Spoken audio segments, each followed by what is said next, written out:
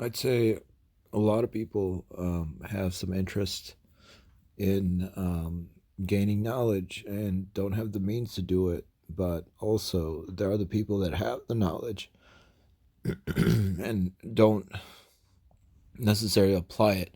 What I've been suggested to do from my friend, one of my best friends actually, was that maybe I should start professing, giving speeches and talks.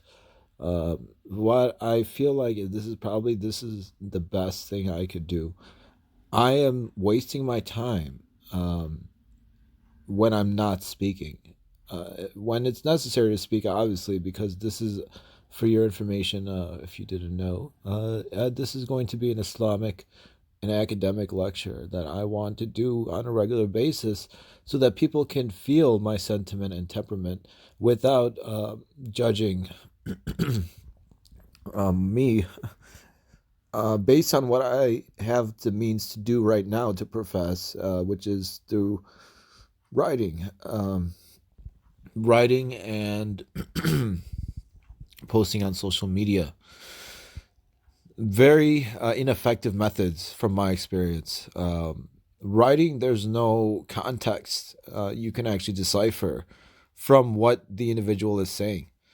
You can get a good picture, but in order to properly understand why an individual is saying something, is to hear the full story. And the best way that I can portray this full story is through my own experiences. I actually met someone the other day, just randomly, and I told him I was 34 years old. And he told me, there's probably a lot of wisdom behind those years. And he was absolutely right, something I didn't even realize.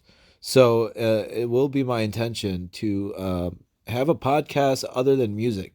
Music is my tool that I use to help people in a way that well, I can say that it helps me.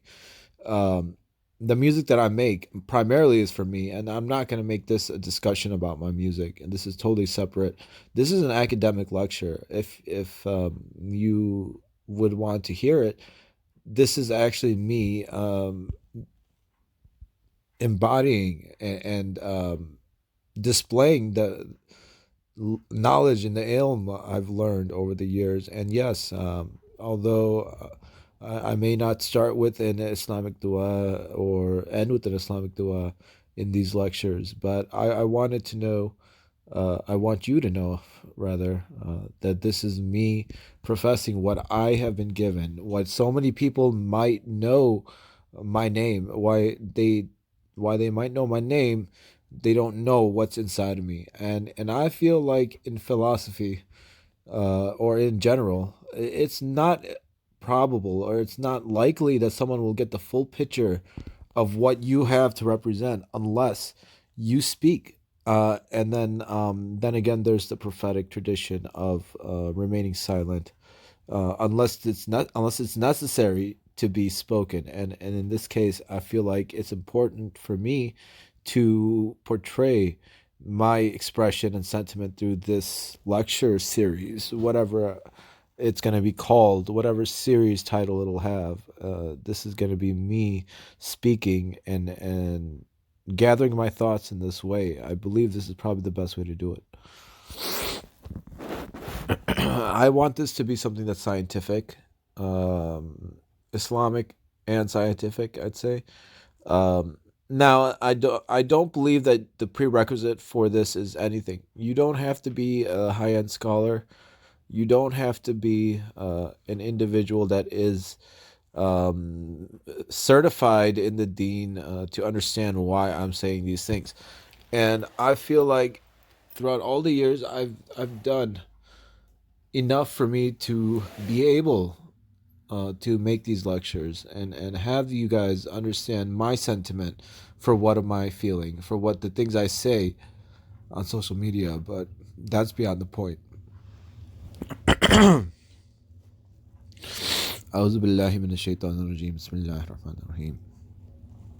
So, um, there's a lot of questioning about my qualifications, and I'll talk about it as much as I can so that you have a better understanding. First of all, I was educated in the county of DuPage County, Illinois, USA.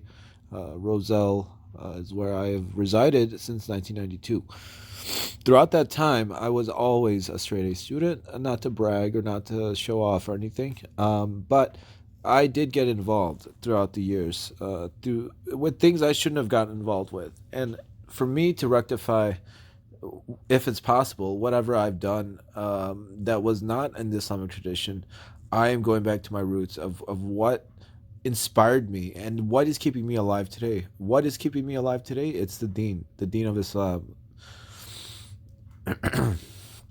The deen of Islam is something that I don't know if I have the full qualifications to discuss what I actually feel on the inside. But I can tell you that the deen of Islam is a beautiful deen, and there's no compulsion in religion.